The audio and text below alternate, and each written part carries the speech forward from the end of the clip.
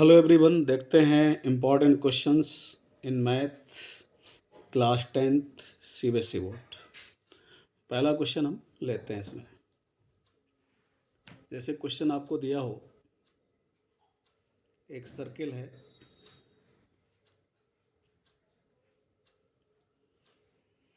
इस क्वेश्चन में बोल दे कि एक पॉइंट ए है और एक पॉइंट ए बी है। A B is a diameter, A B is diameter of the circle, ऐसा क्वेश्चन में दिया हुआ है। A B is diameter of the circle, centre is O is given, और सेंटर ओ का जो कोऑर्डिनेट है वो आपको 2, -3 दे दे, और पॉइंट बी का कोऑर्डिनेट भी दे दे आपको 1, 4। पॉइंट बी का कोऑर्डिनेट 1, 4। आपसे पूछे find the coordinate of point A का कोऑर्डिनेट आपसे पूछे तो क्या करना है इसमें? लेट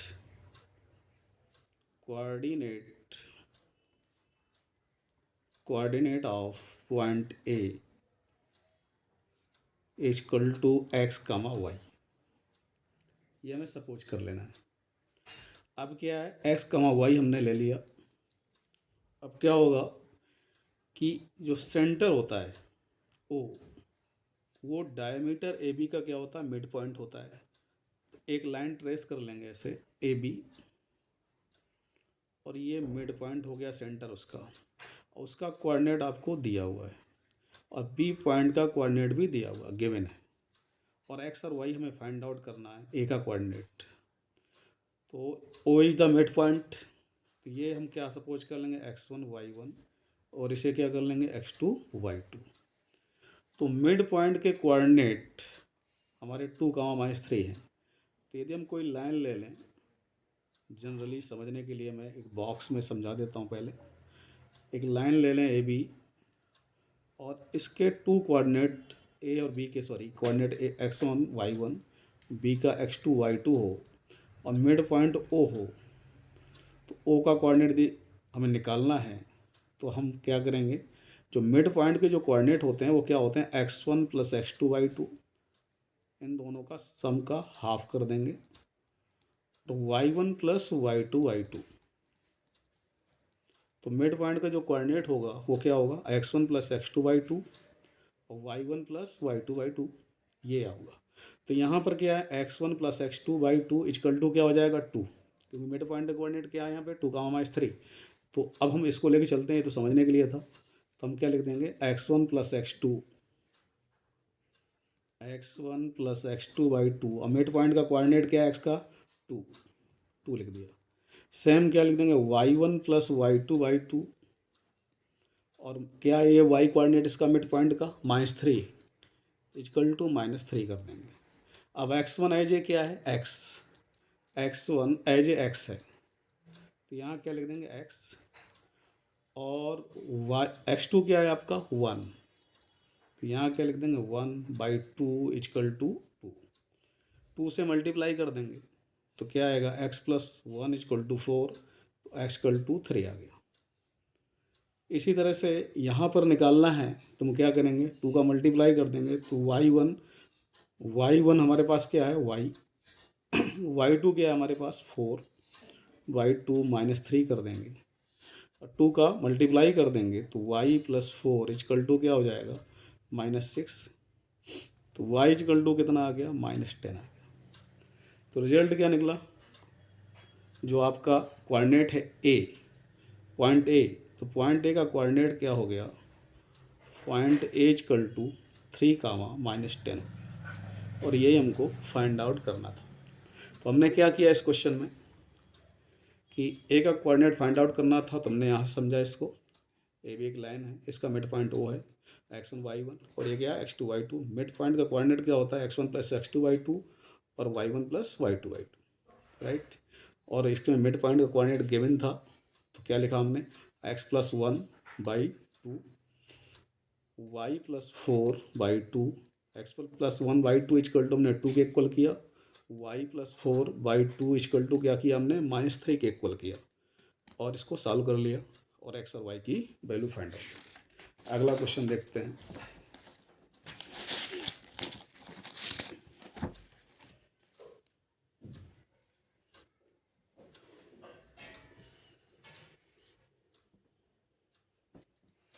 अगला क्वेश्चन इसमें लेते हैं।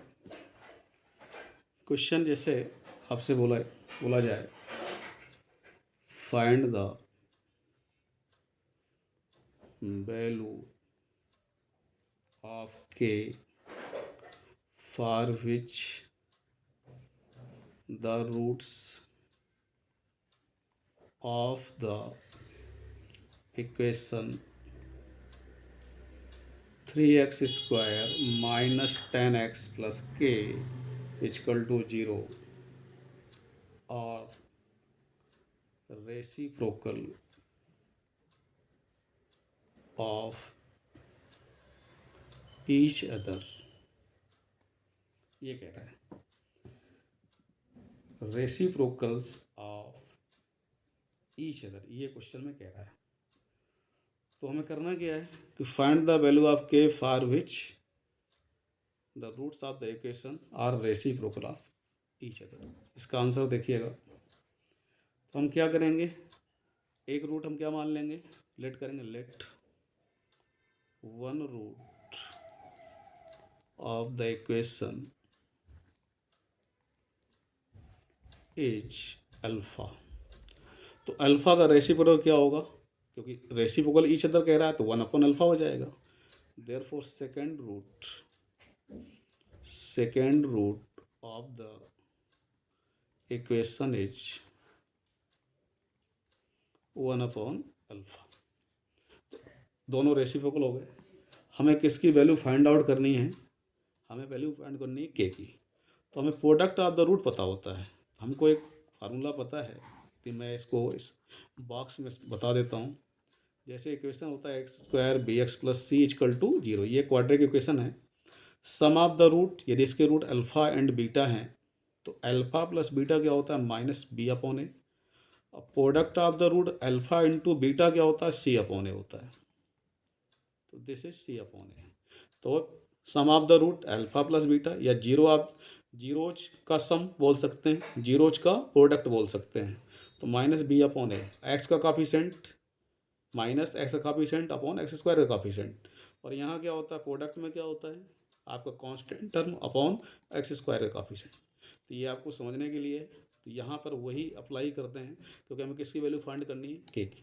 तो हम क्या करते हैं, क्योंकि ये क्या आ रहा है, कांस्टेंट में आ रहा है, तो हम प्रोडक्ट ऑफ द रूट लगा दें।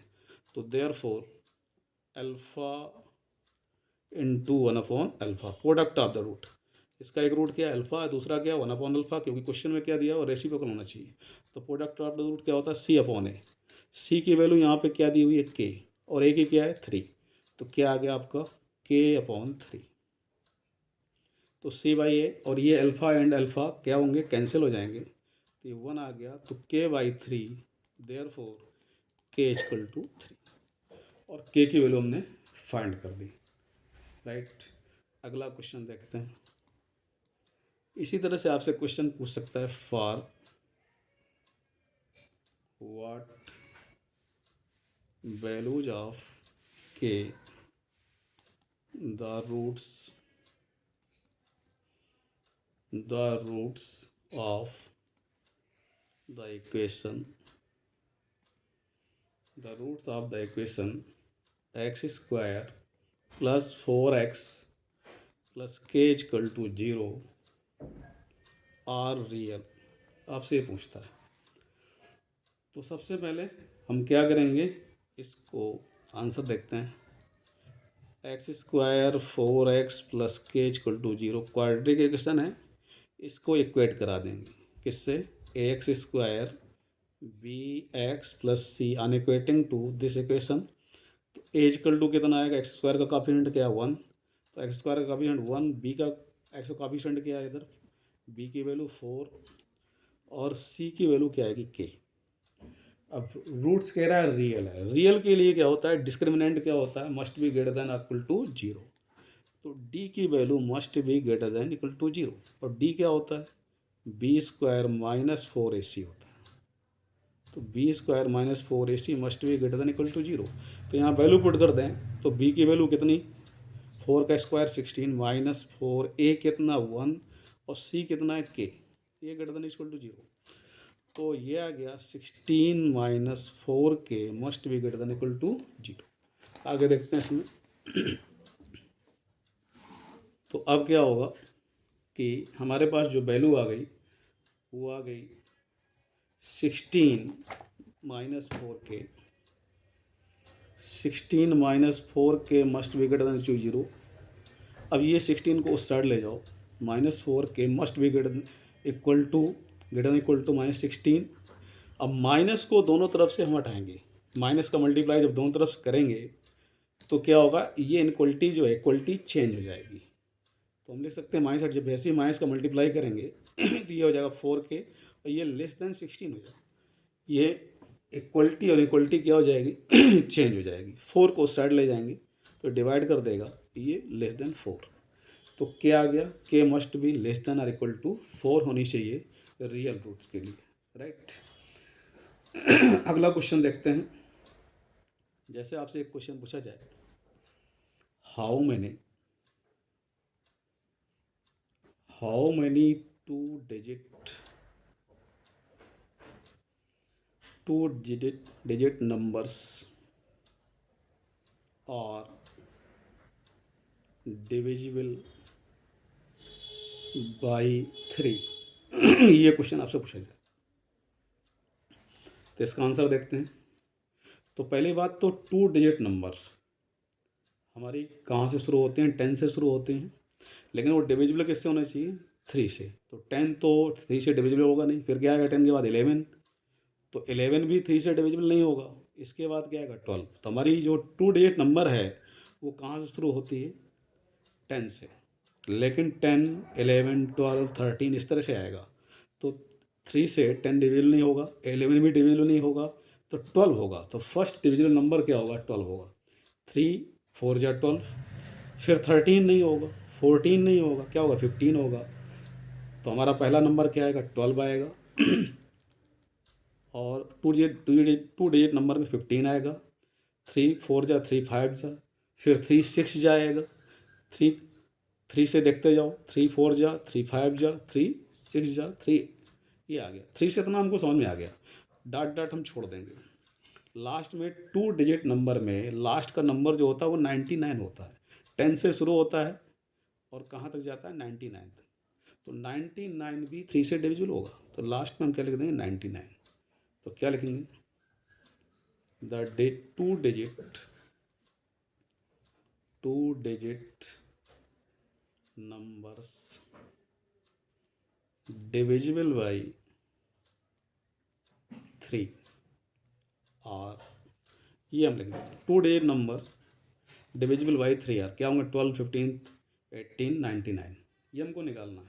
तो 12, फिर क्या आता 15, फिर क्या आता 18, कितने का डिफरेंस आ रहा है, 3 का डिफरेंस आ रहा है। तो ये क्या है, एक एपी बन गई, this is an AP, this is an arithmetic progression AP.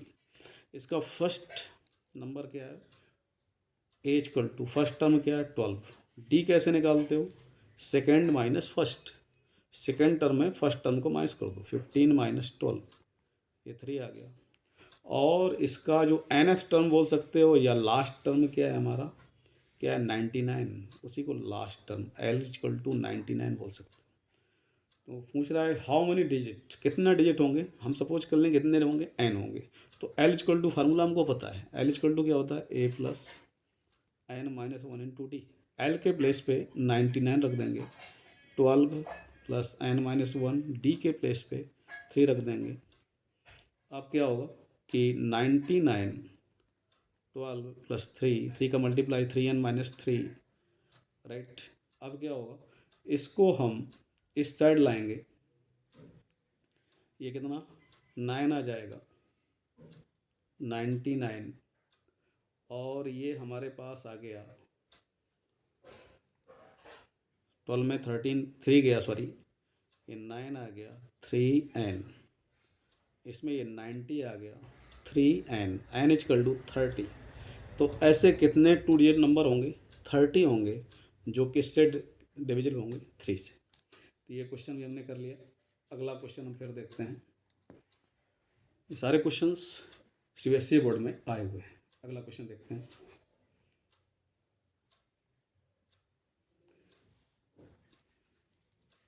अगला क्वेश्चन जैसे मैं ले रहा हूँ, इसमें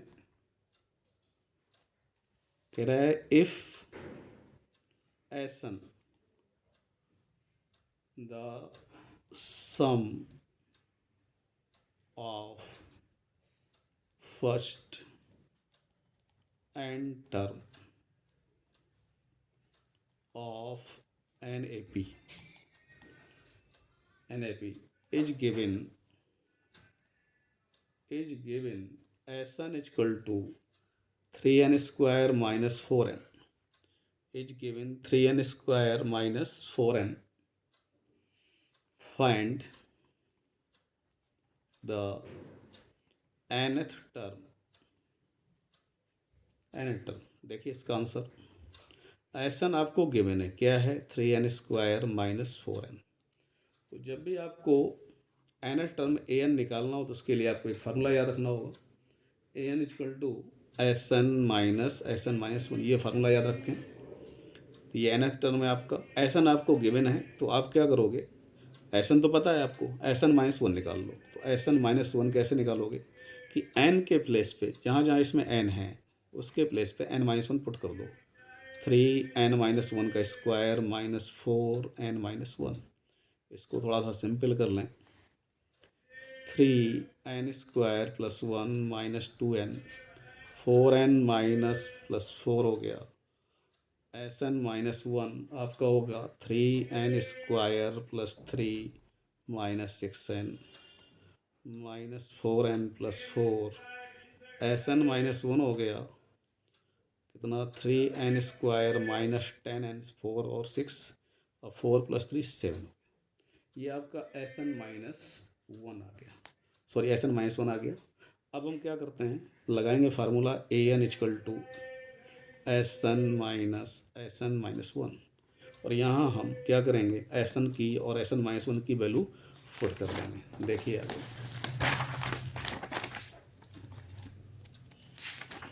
तो हम लिखेंगे therefore an equal to Sn minus 1। Sn की वैल्यू आपको गिवन है 3n स्क्वायर माइनस 4n, और Sn माइनस 1 हमने निकाला हुआ है 3n square minus 10n plus 7, 3n square minus 10n plus 7। तो 3n square minus 4n minus 3n square plus 10n minus 7, minus का मल्टीप्लाई कर दिया, इसको कैंसिल कर दो। 10 में से 4 को माइनस किया तो 10 माइनस 4n, तो क्या हुआ? 6n माइनस 7 आ। This is a. अब आपसे कभी कभी इसी तरह के क्वेश्चन में मैं एक्स्ट्रा इसमें बता रहा हूँ, थोड़ा सी बातें इसमें एक्स्ट्रा कर लेते हैं कि कैसे an आपको निकला। ऐसी क्वेश्चन पूछ सकता था, find the AP, find the first term second term. मान लो आपको फर्स्ट टर्म निकालना है तो n के प्लेस पे क्या रख दो? 1। तो क्या आ गया? 6 into 1 minus 7। 6 minus 7 equal to क्या आ गया? माइनस 1। आपको इसका सेकेंड टर्म निकालना है तो 6 इंटू क्या कर दो? 2 माइनस 7। ये 12 माइनस 7 क्या आ गया? 5 आ गया। आपको इसका थर्ड टर्म निकालना है तो रख दो इस पर 6 इंटू 3 माइनस 7, ये 18 माइनस 7, और ये कितना आ गया? आपका 11 आ गया। अब आपसे कहता है डी क्या होगा इसका, तो डी इजकल टू क्या लिख सकते थे? A2 minus A1। A2 की वैल्यू आपकी 5 थी, माइनस 1, तो ये D6 आ जाता।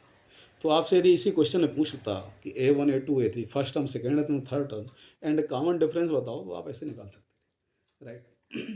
अगला क्वेश्चन लेते हैं, वो भी एपी का है। क्वेश्चन कह रहा है विच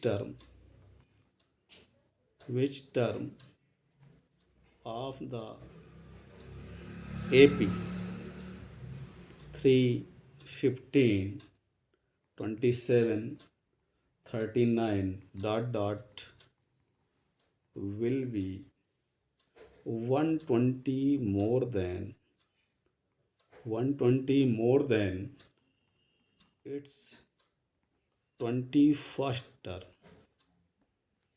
ये आपसे पूछा है, कह रहा है विच टर्म ऑफ एपी, कौन सा टर्म ऐसा होगा जो क्या है 120 मोर देन होगा 21st टर्म से, कौन सा ऐसा टर्म होगा।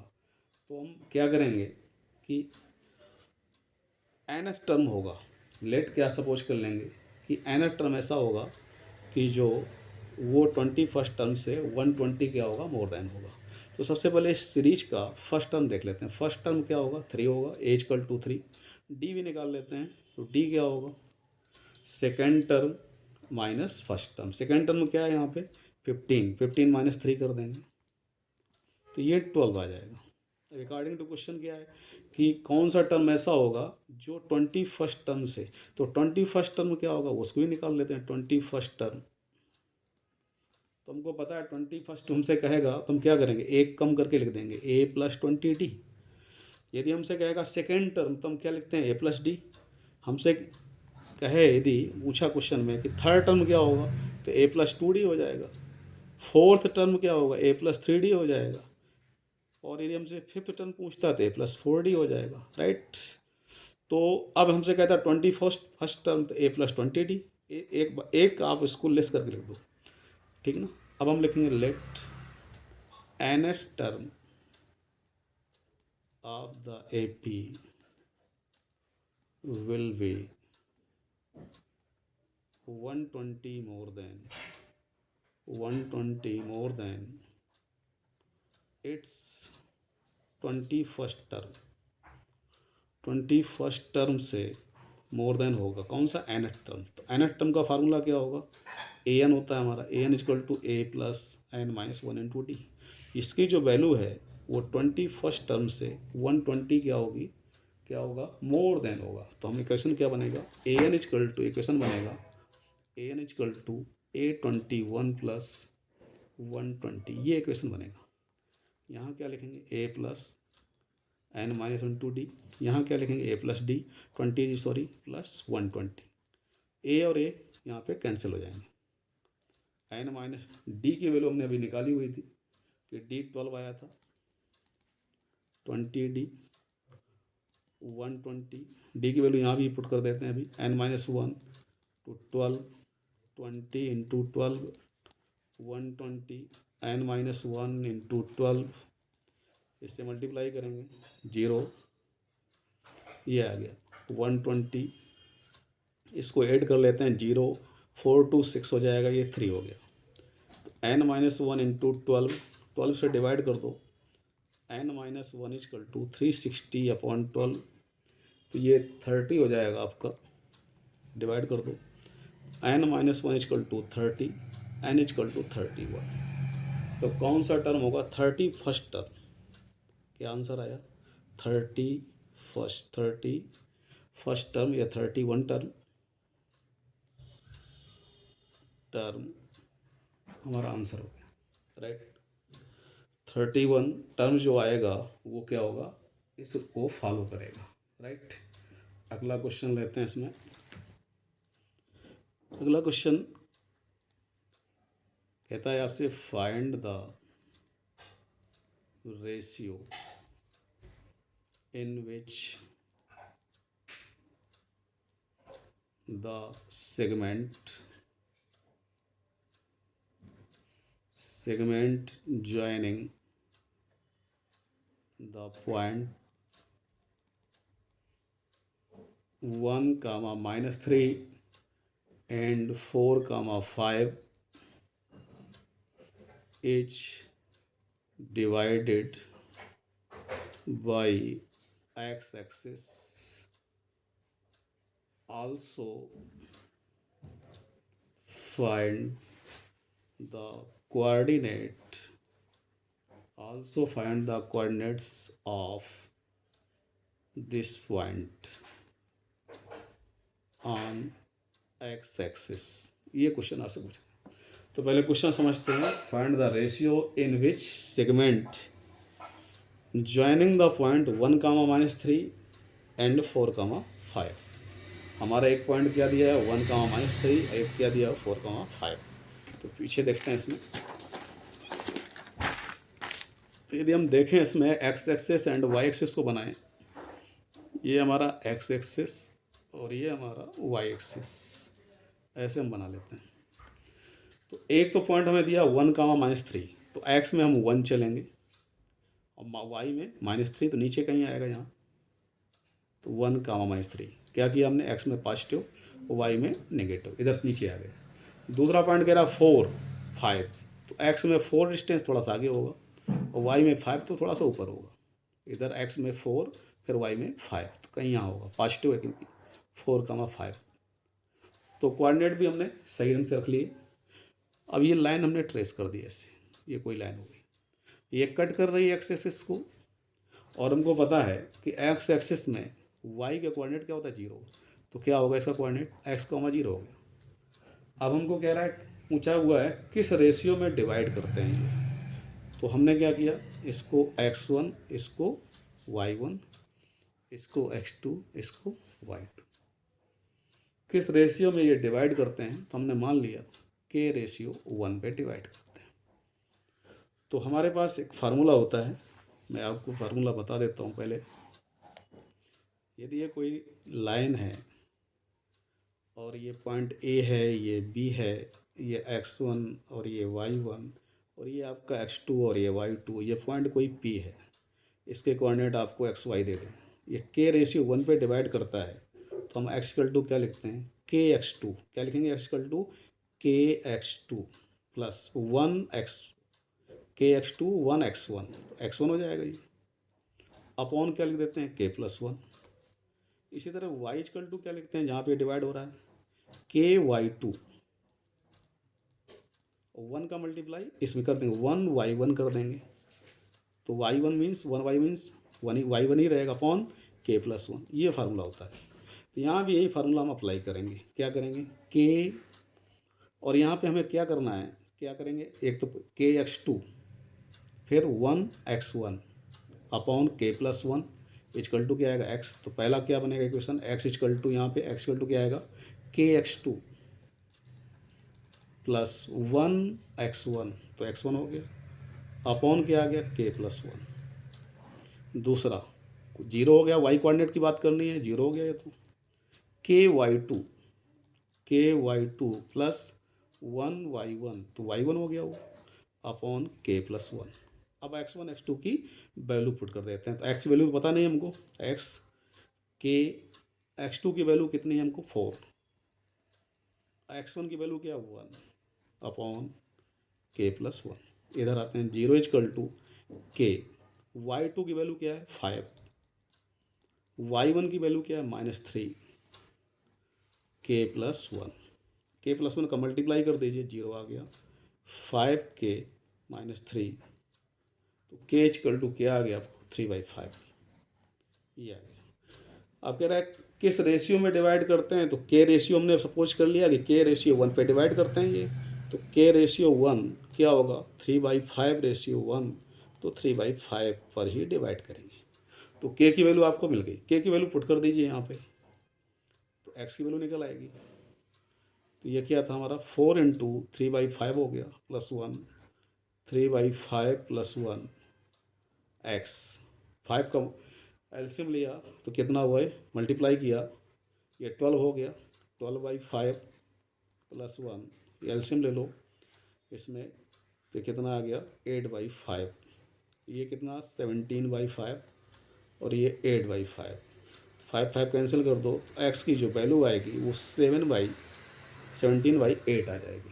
तो ये वैल्यू 17/8, और ये जो वैल्यू है इसका कोऑर्डिनेट क्या है, वाई कोऑर्डिनेट क्या है 0 है, तो किस पे डिवाइड कर रहा है, जो कोऑर्डिनेट आएगा, जो पॉइंट होगा, point on x axis equal to क्या था x, 0, तो x की वैल्यू हमने फाइंड आउट की है, ये 17/8, और y की वैल्यू तो ऑलरेडी 0, क्योंकि एक्सिस में क्या होता है 0 होता है, तो क्या आ गया 17/8, 0, और this is the required answer.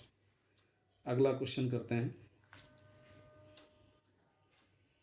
Question में यदि आपको दिया हुआ है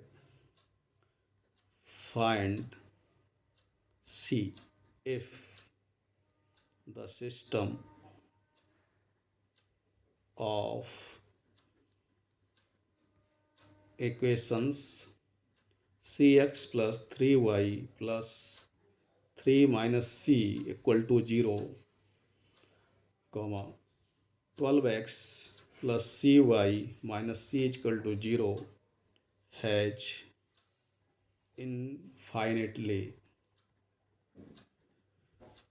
infinitely many solutions। ये आपको क्वेश्चन में गिवन दिया हुआ है। यदि ऐसा दिया हुआ है कि इन्फाइनेटली मैनी सोल्यूशंस, तो सबसे पहले आप दोनों इक्वेशंस को लिख लो। C x plus 3y 3 minus C equal to 0। तो इसको हम इक्वेट करा सकते हैं। एज ये क्या a1 होगा, एज ये क्या होगा b1 होगा, और एज ये क्या होगा c1 होगा। तो हम क्या करें, इसको क्या सपोज करें, a1 इक्वल टू सी और b1 इक्वल टू 3 और c1 equal to 3 minus c. Meaning क्या है, यहाँ पे हम इस तरह से इक्वेशन सपोज करें a1x b1y plus c1 equal to 0। ये इस टाइप का इक्वेशन होगा।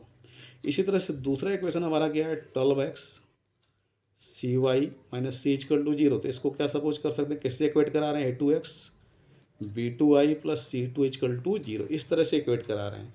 तो a2 इक्वल टू क्या होगा 12 हो जाएगा।